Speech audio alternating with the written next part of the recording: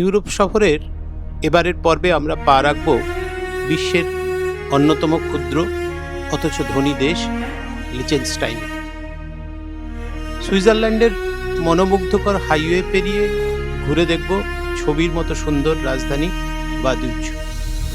তারপর জার্মানির মিউনিখে রাজকীয় নিম্ফেনবার্গ প্যালেস, আর অস্ট্রিয়ায় অপেক্ষা করছে সুরের শহর সালজবুর্গ, ঐতিহাসিক গোল্ডেন রুফ, ঝলমলে সোয়ারোভস্কি ক্রিস্টাল ওয়ার্ল্ডস এবং সবশেষে এক চমক, রাতারাতি তুষারে সাদা হয়ে যাওয়া আল্পসের অপূর্ব সকাল।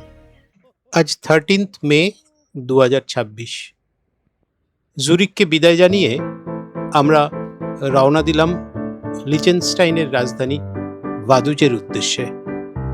সুইজারল্যান্ডের এই হাইওয়ে যেন শুধু একটা রাস্তা নয়, বরং প্রকৃতির আঁকা এক জীবন্ত ক্যানভাস। দুপাশে সবুজে মোড়া উপত্যকা, দূরে বরফ ঢাকা আল্পস পর্বতমালা, মাঝে মাঝে ছোট্ট ছবির মতো গ্রাম, গরুর চারণভূমি। এই লেকটা দেখছেন, এর নাম ওয়ালেন্সি লেক। কি সুন্দর না? প্রতিটি দৃশ্য যেন পোস্টকার্ড থেকে উঠে এসেছে। সারা ইউরোপের এই পরিপাটি রাস্তা, শৃঙ্খলাবদ্ধ যানবাহন আর চারপাশের অপূর্ব নৈসর্গিক দৃশ্য কখনোই আমাদের বাসযাত্রাকে ক্লান্তিকর করে তোলেনি। এইসব সুন্দর দৃশ্য দেখতে দেখতে আমরা পৌঁছে গেলাম ইউরোপের অন্যতম ক্ষুদ্র কিন্তু অত্যন্ত সমৃদ্ধ দেশ লিচেনস্টাইনের রাজধানী ভাদুজে। মাত্র 160 বর্গ কিলোমিটারের এক রাজকীয় দেশ। ভাদুজকে কাছ থেকে দেখব বলে আমরা বেছে নিলাম এখানকার জনপ্রিয় সিটি ট্রেন বা ট্যুরিস্ট ট্রাম। ছোট্ট এই ট্রামেই আরাম করে ঘুরে দেখা যাবে গোটা রাজধানীর গুরুত্বপূর্ণ দর্শনীয় স্থানগুলো। ট্রাম ছাড়তেই চোখে পড়ল নিখুঁত পরিচ্ছন্ন রাস্তা, আধুনিক অথচ শান্ত পরিবেশ, আর চারদিকে আল্পস পর্বতমালার মনোরম দৃশ্য। যেন কোনো এক ছবির মধ্যে দিয়ে এগিয়ে চলেছি আমরা। যেতে যেতে দেখতে পেলাম পাহাড়ের গায়ে মাথা উঁচু করে দাঁড়িয়ে থাকা ভাদুজ ক্যাসেল। প্রায় 1200 শতকে নির্মিত এই দুর্গই আজ লিচেনস্টাইন রাজপরিবারের সরকারি বাসভবন। এরপর ট্রাম এগিয়ে চলল শহরের প্রাণকেন্দ্রের দিকে।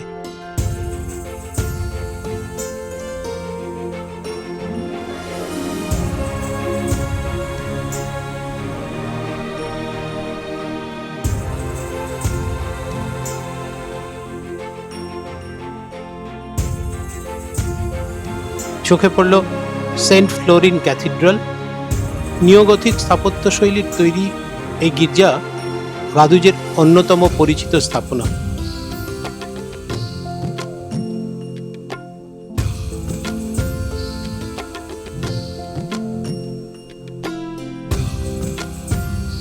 কাছেই রয়েছে সংসদ ভবন আর সরকারি প্রশাসনিক এলাকা, যা আধুনিক স্থাপত্যের এক সুন্দর উদাহরণ।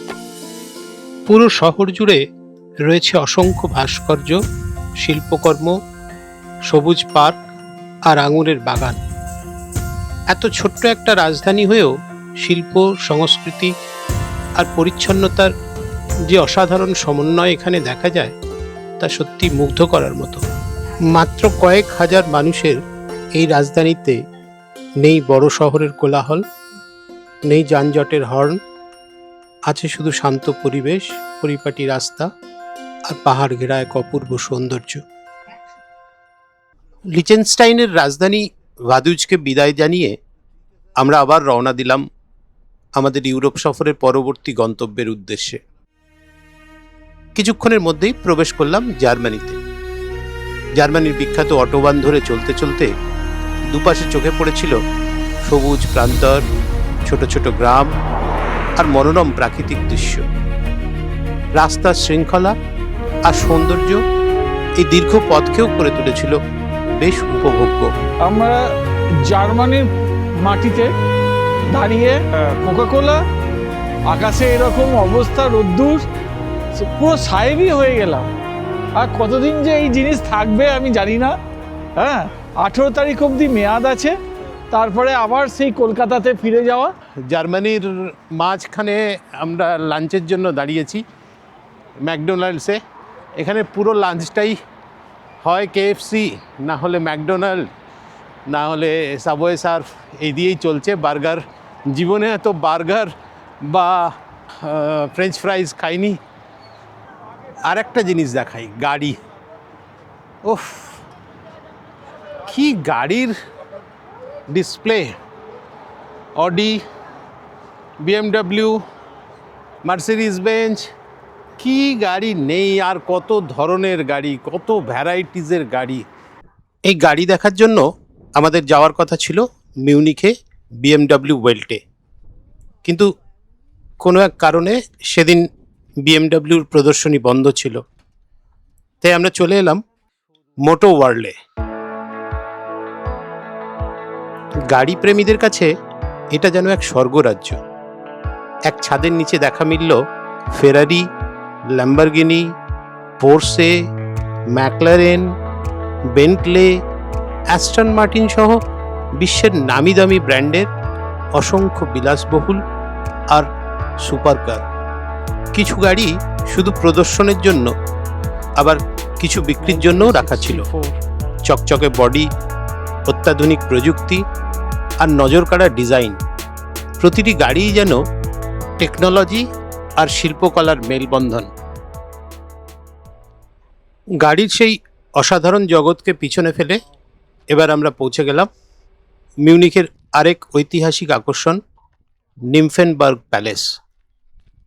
শহরের কোলাহল থেকে একটু দূরে বিস্তীর্ণ সবুজ বাগান আর শান্ত লেকের মাঝে দাঁড়িয়ে থাকা এই রাজপ্রাসাদ যেন ইতিহাসের এক জীবন্ত সাক্ষী। 1664 সালে বাভারিয়ার শাসক ফার্ডিনান্ড মারিয়ার উদ্যোগে নির্মিত এই প্রাসাদ ছিল উইটেলসবার্গ রাজবংশের গ্রীষ্মকালীন বাসভবন। বারোক স্থাপত্যশৈলীতে নির্মিত এই প্রাসাদের বিশাল প্রবেশদ্বার, সুসজ্জিত বাগান, ফোয়ারা আর চারপাশের মনোরম পরিবেশ মুহূর্তের মধ্যেই মন জয় করে নেয় আমাদের। ইউরোপের এই রাজকীয় ইতিহাসের সুন্দর অভিজ্ঞতাকে সঙ্গে নিয়ে আমরা আবার রওনা দিলাম আমাদের ইউরোপ সফরের পরবর্তী গন্তব্যে, আল্পসের দেশ অস্ট্রিয়ার উদ্দেশ্যে। অস্ট্রিয়ায় আমাদের ঠিকানা হোটেল অলিম্পিয়া। হোটেলে ঢুকেই আগে আমরা ডিনার করে নিলাম। ডিনার করে চলে এলাম আমাদের রুমে। রুমটা বেশ অভিনব, একবার দেখুন।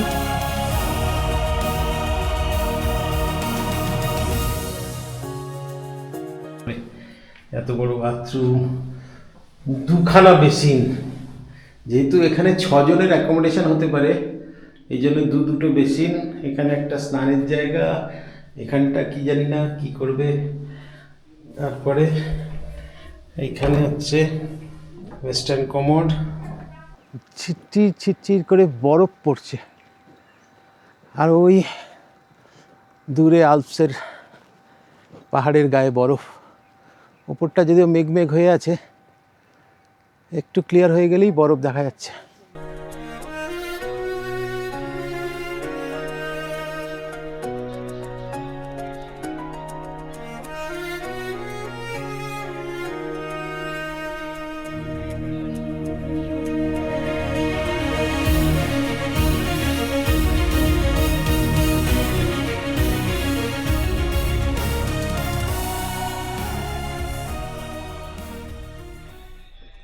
ইন্সব্রুকের পাহাড়ি সকাল পেরিয়ে আমরা এগিয়ে চললাম এমন একটা শহরে যেখানে ইতিহাস কথা বলে সুরের ভাষায়। সালসবার্গ, মোৎসার্টের শহর, প্রেমের শহর আর সঙ্গীতের শহর।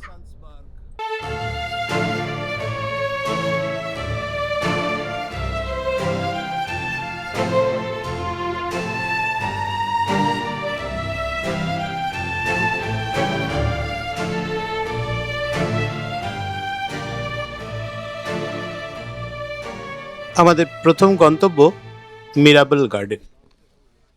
ঝিরঝির করে বৃষ্টি হচ্ছিল আর ঠান্ডাটাও বেশ লাগছিল।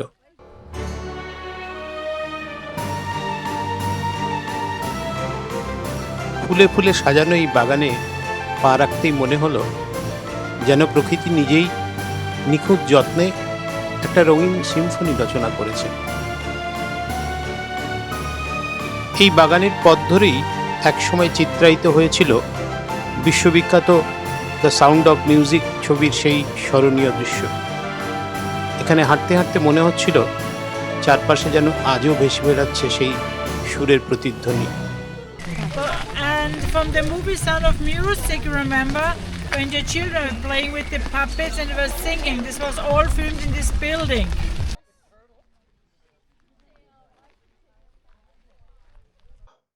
সালসা রিভারের ওপর লাভলক ব্রিজ পেরিয়ে আমরা চলে এলাম সালসবুর্গের পুরনো শহরের সরু পাথরের পথে। প্রতিটি গলি, প্রতিটি পুরনো বাড়ি, প্রতিটি জানলা যেন শত শত বছরের ইতিহাসকে আজও আগলে রেখেছে। So, then what can you read up there? Mozart's G but song. 1756 সালে এই বাড়িরই তিনতলায় জন্ম নিয়েছিলেন বিশ্বের অন্যতম শ্রেষ্ঠ সুরকার মোৎসার্ট। ছোট্ট সেই হলুদ রঙের বাড়িটি দেখতে দেখতে মনে হচ্ছিল হয়তো এই জানলার পাশেই কোনো একদিন ছোট্ট মোৎসার্ট প্রথম সুরের স্বপ্ন দেখেছিলেন। হয়তোবা এই গলিতেই ভেসে উঠেছিল তার প্রথম সুরের অনুরণন।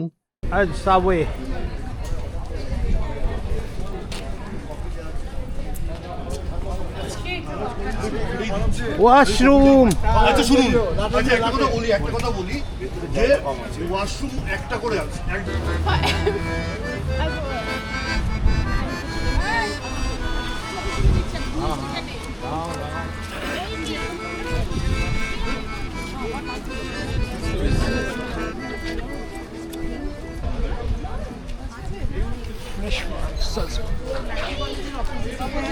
আজকের শেষ গন্তব্য অস্ট্রিয়ার ওয়াটেন্সে বিশ্ববিখ্যাত সোয়ারোভস্কি ক্রিস্টাল ওয়ার্ল্ডস।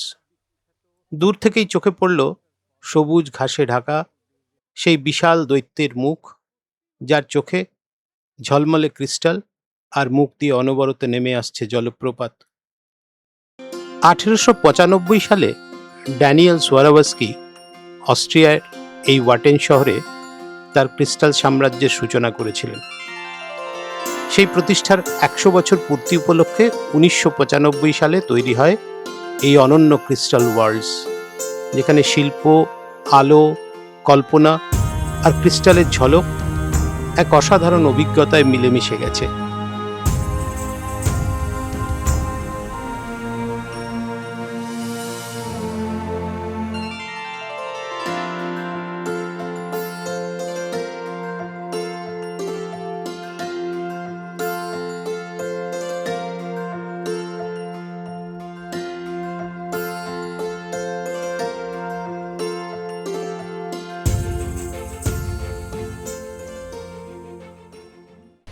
দিনের শেষ বিকেলে আমরা পৌঁছে গেলাম ইন্সব্রুকের প্রাণকেন্দ্রে।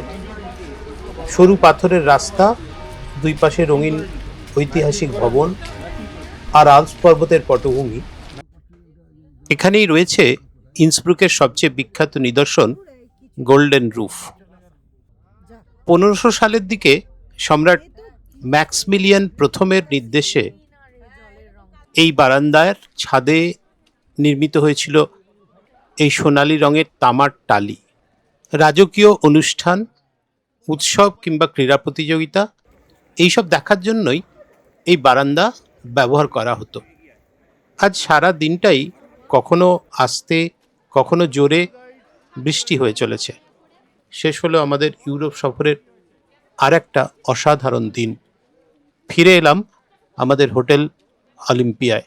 পরদিন সকালে ঘুম ভাঙতেই জানলার বাইরে তাকিয়ে যেন এক অপূর্ব বিস্ময় আমাদের অপেক্ষায় ছিল।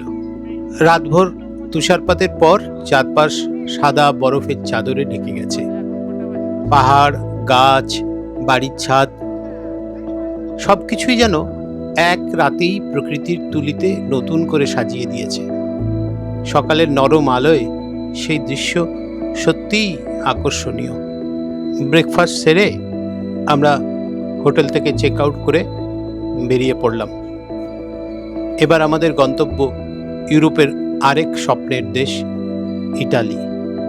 সামনে অপেক্ষা করছে নতুন শহর, নতুন ইতিহাস, নতুন সংস্কৃতি আর আরও অনেক অজানা গল্প।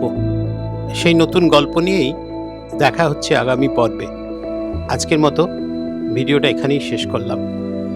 কেমন লাগলো জানাতে ভুলবেন না, আর ভালো লাগলে আমার এই ছোট্ট চ্যানেলটিকে সাবস্ক্রাইব করে আমার পাশে থাকবেন।